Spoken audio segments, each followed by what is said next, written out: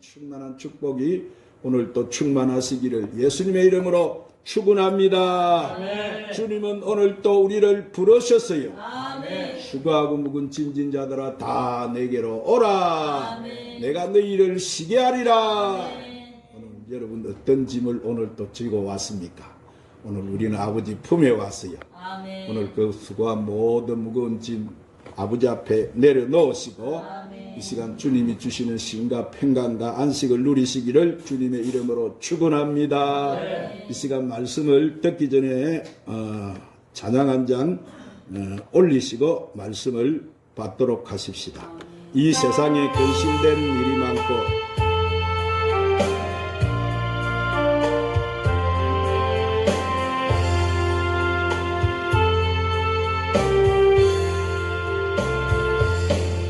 이 세상에 근심된 일이 많고 참 평안은 몰랐구나. 내 주 예수 날 오라 부르시니 곧 평안이 시리로다. 주 예수의 구원의 은혜로다.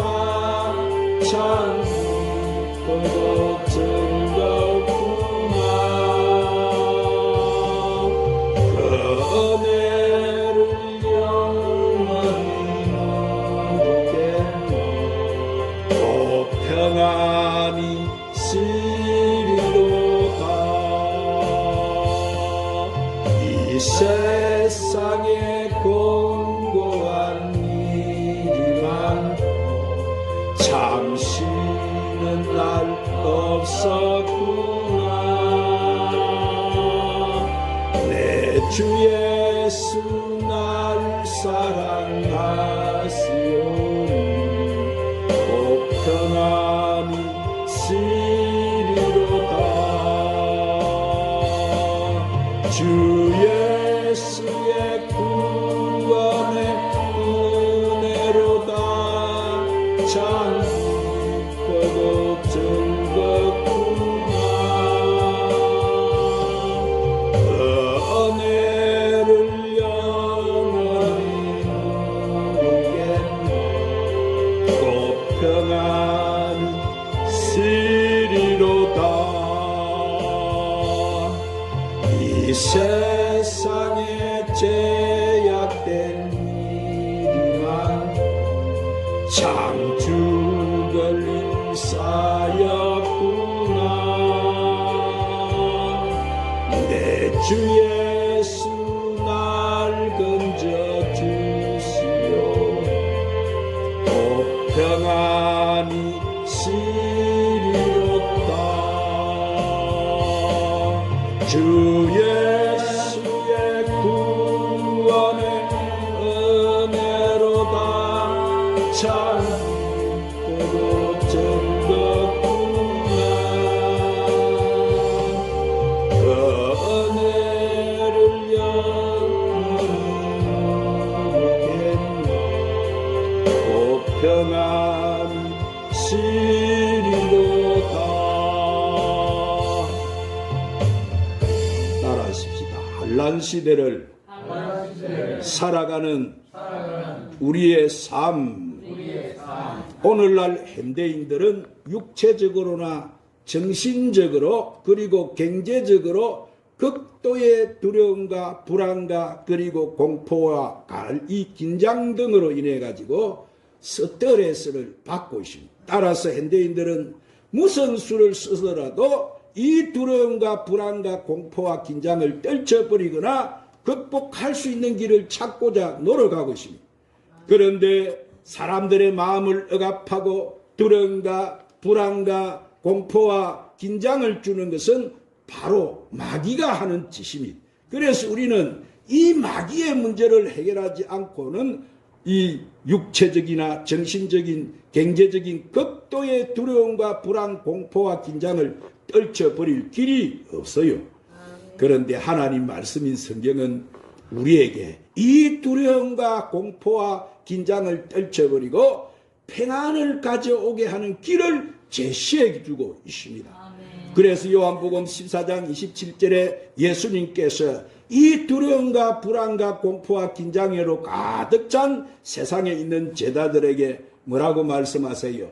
평안을 너희에게 끼치노니 곧 나의 평안을 너희에게 주노라, 그렇게 말씀하십니다. 그리고 데살로니가후서 3장 16절에도 보면 평강의 주께서 친히 때마다 일마다 너희에게 평강 주시기를 원한다, 그렇게 하였습니다. 그러므로 사랑하는 여러분, 여러분은 오직 예수 그리스도만이 사탄의 권세를 깨뜨리며 죄와 죽음의 문제를 해결하고 우리에게 참 평안을 주실 수 있는 분이라는 사실을 확실히 믿으시기를 바랍니다.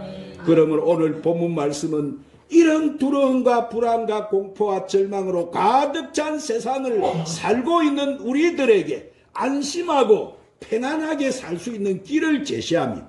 오늘 본문 말씀은 제자들이 한밤중에 큰 풍랑을 만나서 실험하는 이 갈릴리 바다는 오늘날 우리가 살고 있는 이 세상을 의미하는 거예요.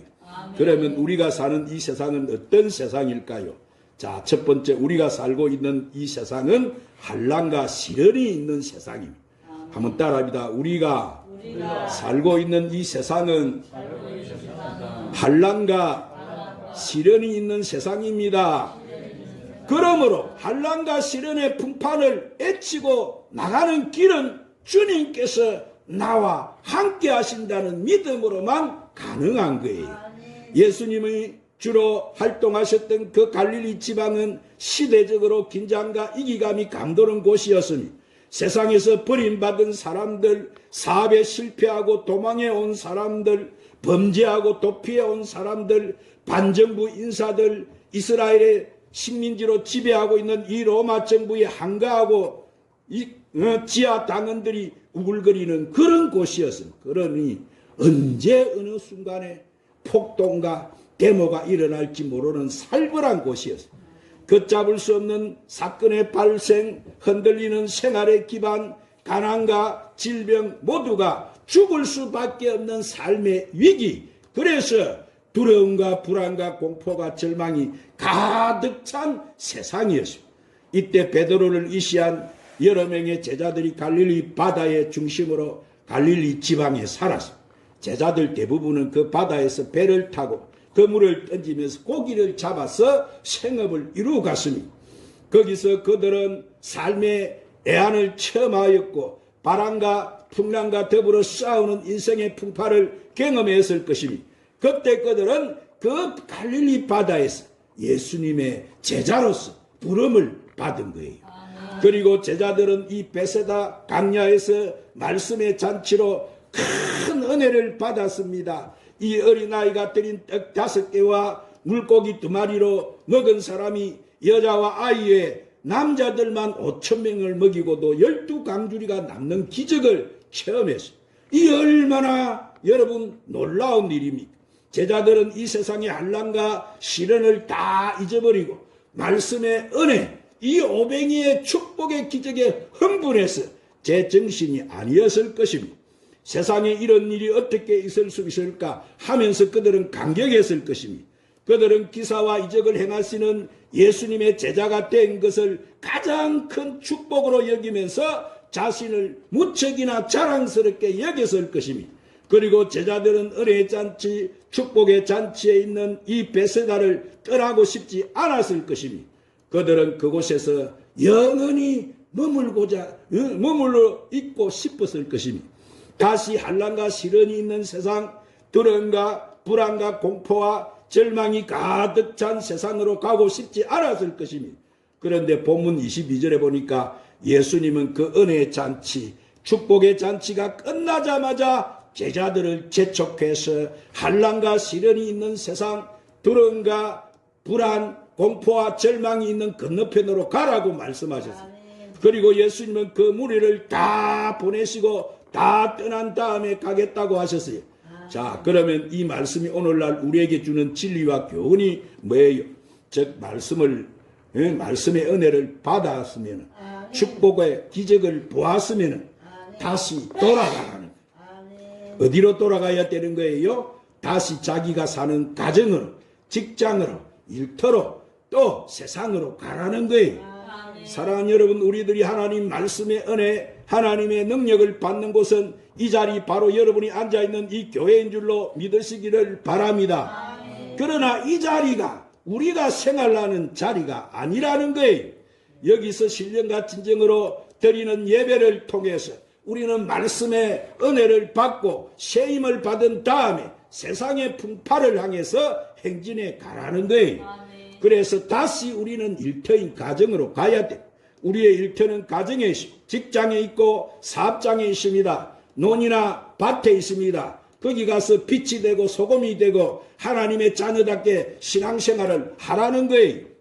그래서 제자들은 예수님의 말씀에 순종해서 은혜 자리를 떠나서 여러분, 우리는 환난과 시련이 많은 이 세상, 두려움과 불안과 공포와 절망이 가득한 세상에서 우리가 하나님 말씀에 순종해서 싸우는 자리가 바로 예수님을 만나는 자리인 줄로 믿으시기를 바랍니다. 아멘. 주님은 우리가 세상 풍파와 싸워서 이기기를 바라고 계세요. 아멘. 만약 우리들이 세상 풍파를 헤쳐나갈 수가 없다고 포기하고 다시 뱃머리를 베세다로 돌려버리게 되면은 우리는 풍랑에 잔잔케 하시는 주님의 능력을 여러분 만날 수가 없습니다.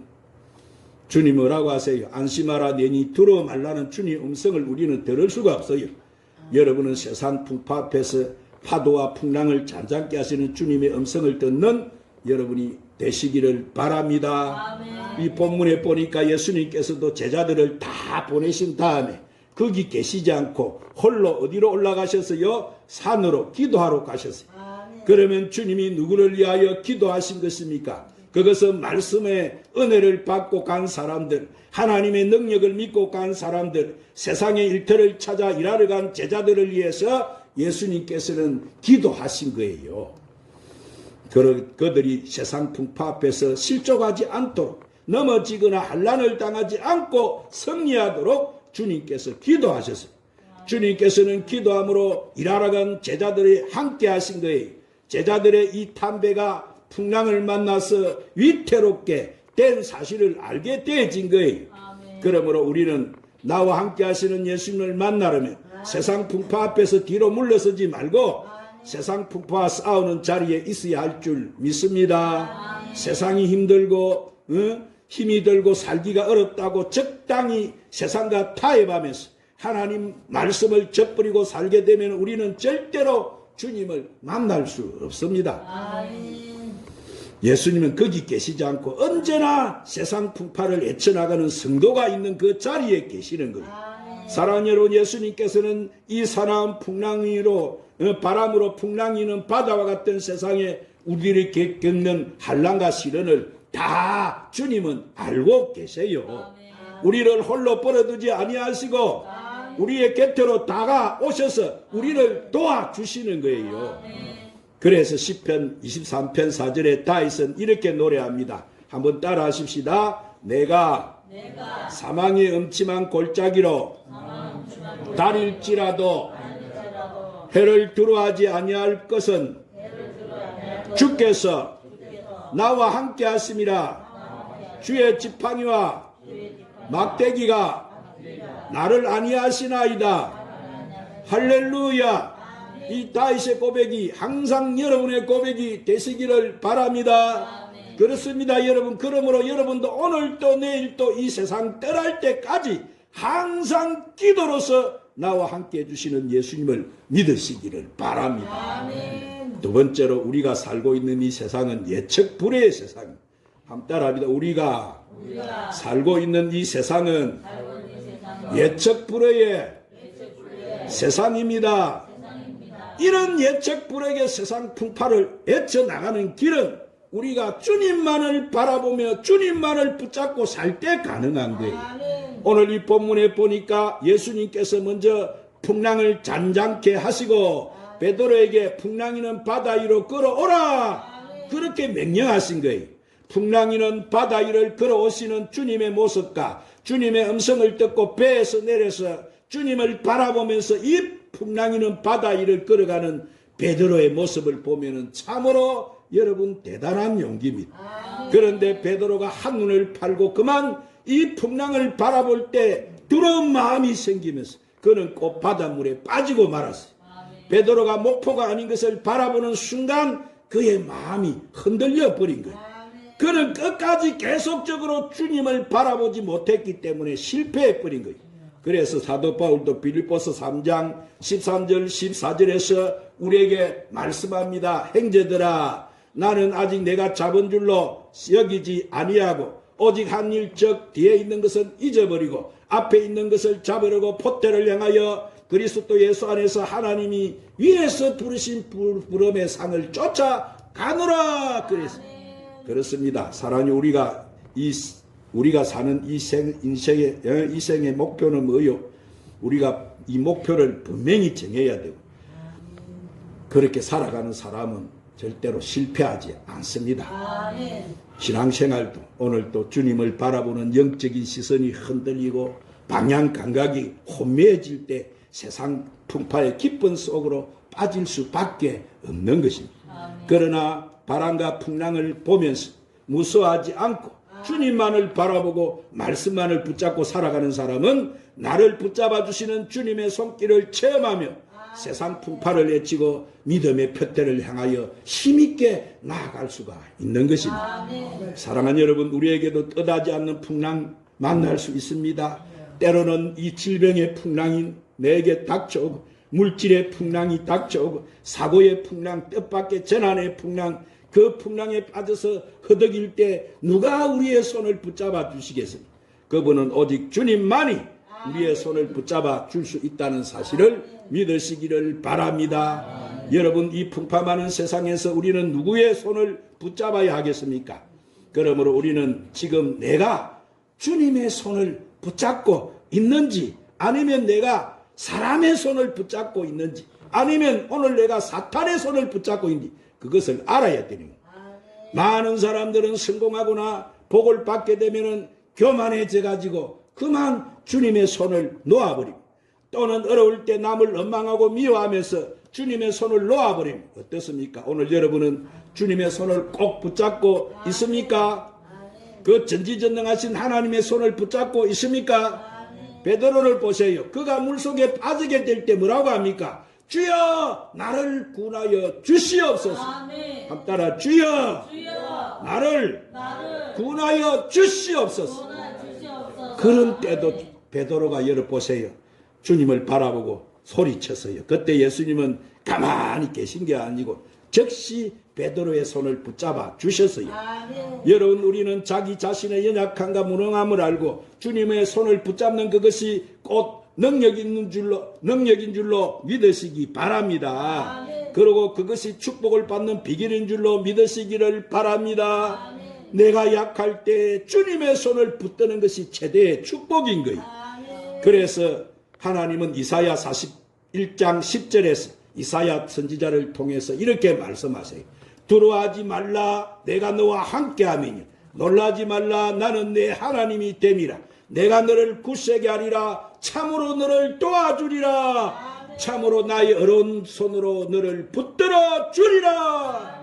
그러면 여러분은 이 한란 많은 세상에서 오직 예수님을 바라보며 주님의 손 꼭 붙잡고 날마다 세상 풍파를 이기며 나아가는 여러분이 되시기를 주님의 이름으로 축원합니다.